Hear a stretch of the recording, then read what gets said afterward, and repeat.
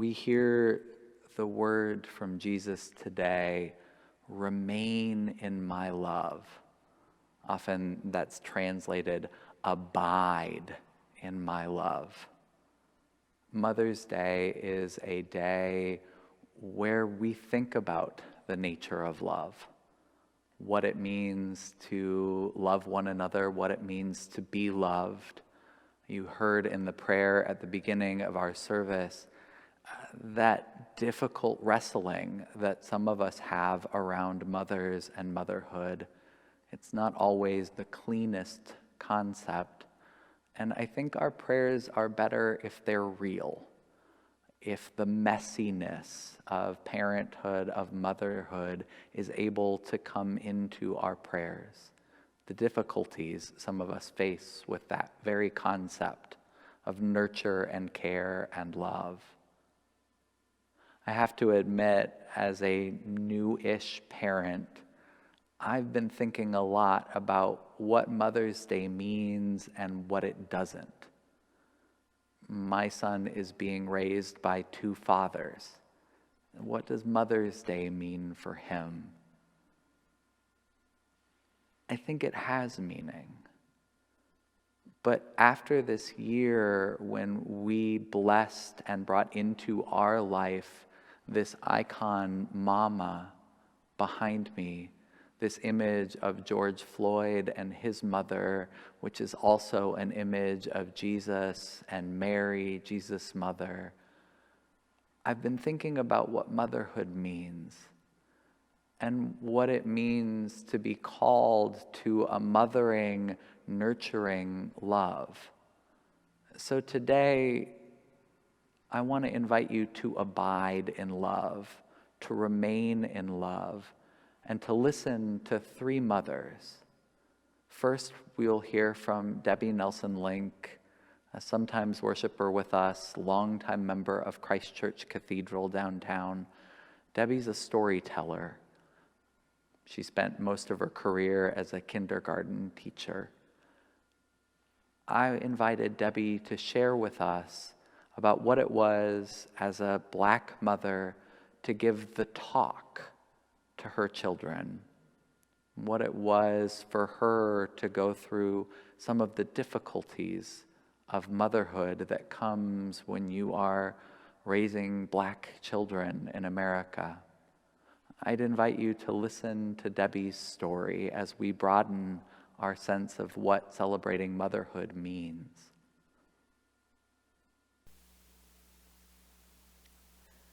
My story of parenting actually started when I, as a young married woman, decided there was a good possibility that I would not have children.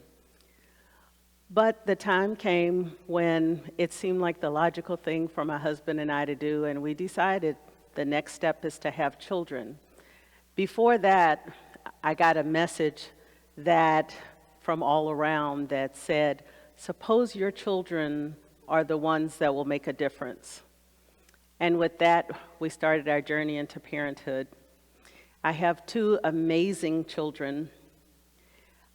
The story that I want to tell about my son actually begins with a story that my father shared with me. When he was a young man, growing up in Memphis, Tennessee, he loved to party and dance with his friends.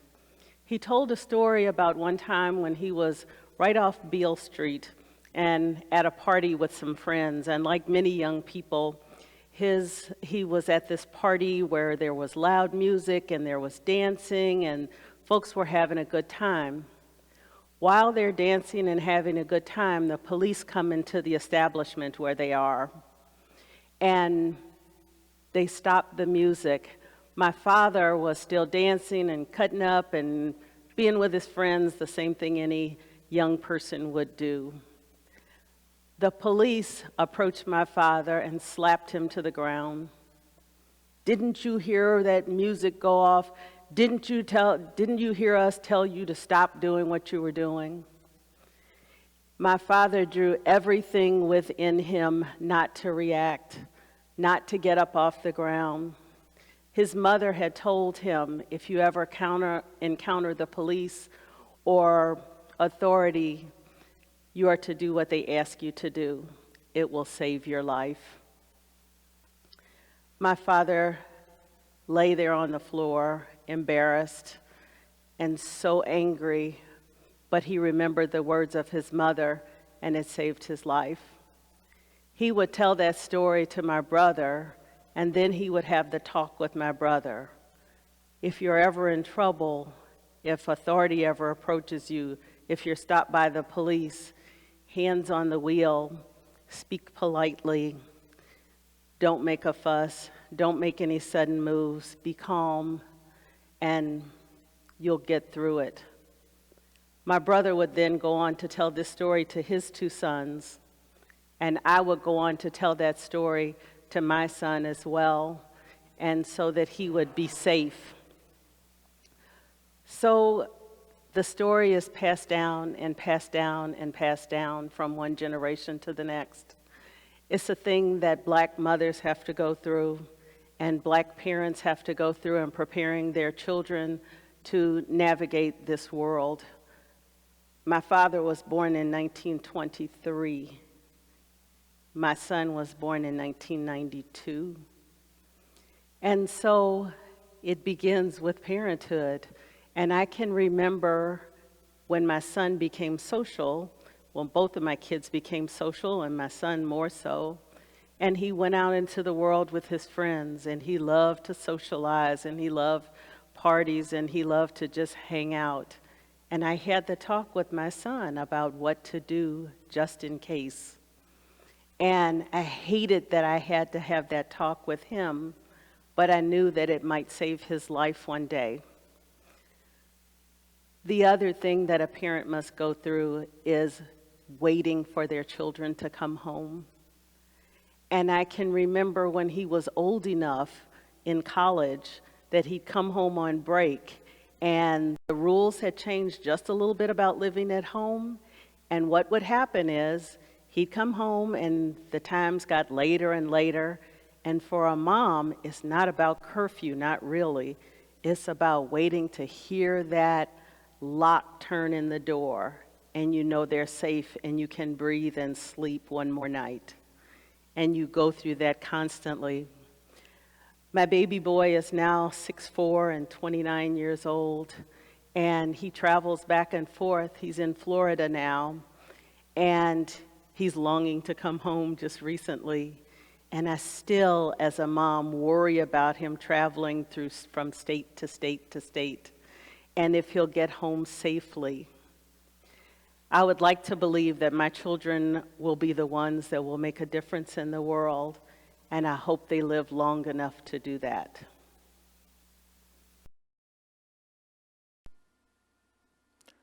I'm grateful to Debbie for being willing to share her story with us. Next, we turn to a longtime member of Holy Communion.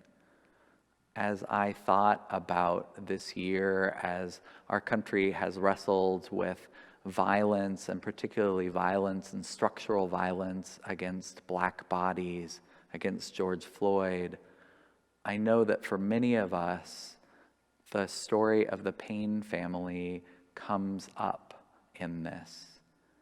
Karen and her family lost her son to gun violence right here in St. Louis. And as we think about Mother's Day, I thought it would be important to hear from Karen. I know it was for me. As I invite you to hear this story, know that Karen's story is edited together a little bit. Karen would be willing to speak with you if you'd like to talk with her more about this story. But you'll notice this story is woven together a little bit out of a wider conversation. Let's listen to Karen and about her experience of motherhood. So the news media always talks about how many deaths we've had since January, and those numbers just come out. But to me, those numbers aren't just numbers. Those numbers, each one represents a person. And that person is either a brother, sister, a mother, or father. And and those lives that they touch. So each person represents about, thousands of people whose lives have been touched by that one person who has passed away. And so I can no longer look at those numbers that they throw out on the news as numbers. Each one is a person, and I always think about how many lives they've all touched. Bryant is always going to be a part of our family, and he's always a part of my life. I think of him every day. And when we travel or whenever I see a coin on the ground, I always pick it up because that lets me know that Bryant is right there with us.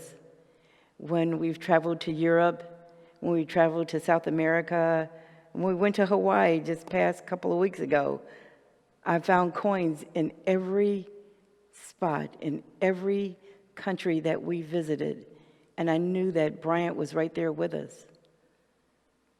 I thought I knew every thing about his life, but I didn't. He was a rapper. He actually had a CD that he made, and I carry that around. We also have lyrics and notes and papers where he wrote lyrics on these white sheets of paper. I haven't had a chance to, and it's been 11 years, I haven't had a chance to read all of them. I have not. I don't know what I'm waiting for, but that's another untapped space that Brian has been in and I didn't know about. I have to say that Martha Bonds is my pillar and my strength, and she's the main reason why I feel like I'm a good mother. And she's also laid that foundation of faith and letting the Lord handle any problem that you might have, because if it wasn't for her telling me that and the faith that I have and the faith that she showed me, then I don't think I would have been able to make it once Bryant died. And the thing about that is she went through the same thing because she too lost a son. My brother was killed by gun violence, and she relied on her faith, and I was just doing the same thing that she taught me. I remember Pat Reddington being the first person to come to my house with food, and there were many, many tokens of condolences and phone calls and visits.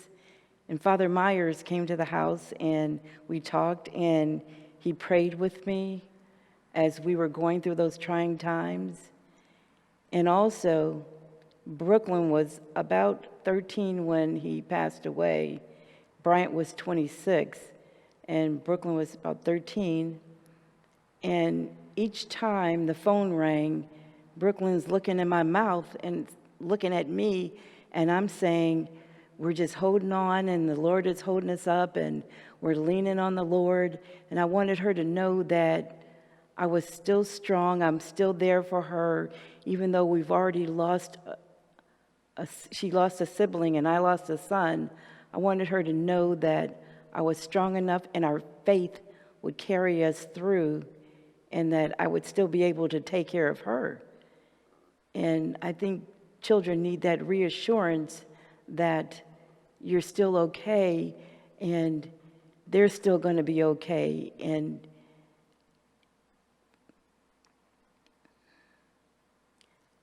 that you still have the capacity to continue to love and take care of what you need to take care of. And that's what I was able to do through my faith, through the support I had from Holy Communion, and from my family.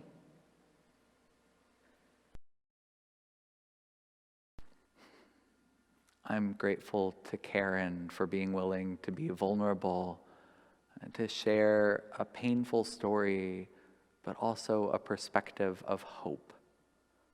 Finally, before she left, I asked our seminarian, Emilee Walker Cornetta, a different question about motherhood. All year long, we have been talking about what it means to be priests and pastors in these difficult times, what it means as white people to live into that identity. And I asked Emilee, before she left us, to share a couple of words about what it means to be a mother of 2 white children at this time. How to parent white kids after George Floyd's death. I'm going to be honest and say, I don't know. It's a question that keeps me up at night. How do I raise white children that reject the white supremacy that permeates our culture? How do I teach them to resist the demon of whiteness that wants to possess them, that wants to deprive them and others of the dignity of shared humanity? I don't know any proven parenting strategies for this or for just about anything else, honestly. But I know I can't expect my kids to learn what I'm unwilling to live. So I look at myself and I pray. I pray to God, my mother, for more freedom from the heresy of white supremacy, and I pray for greater allegiance to her child, Jesus, whom the state grabbed and killed. I ask for the world to be reborn, beginning with me. I want to finish today's homily with a moment of gratitude. I am incredibly lucky to be well loved by an incredible mother. I know that is the case for many of us. And I know that for some of us, motherhood is complicated. Our sense of what mothering love means is complicated. And in a way, I hope that today complicated it further for you. When Jesus says, "Remain in my love, abide in my love," I once heard that translated as "hang in there with my love." There's a big difference between just hanging on and hanging in there. Nurture and love is big and complex, and we do a disservice when we try to make it simpler. Really, it's a complex thing. And so I give thanks to all of those like Emilee and Karen and Debbie and everyone in this congregation who has wrestled with the complexity of nurture, of love, of what it means to be a mother or to give a mothering love and nurture to children, to others. I think we need to broaden our sense of who we care for in this society, to who children belong, so that more of us might be able to abide in that love. So thank you for our speakers today. Thank you for all of those who mother, the biological mothers, the adoptive mothers, and all those who nurture and care, often with too little remark or reward. We give thanks to God. Amen.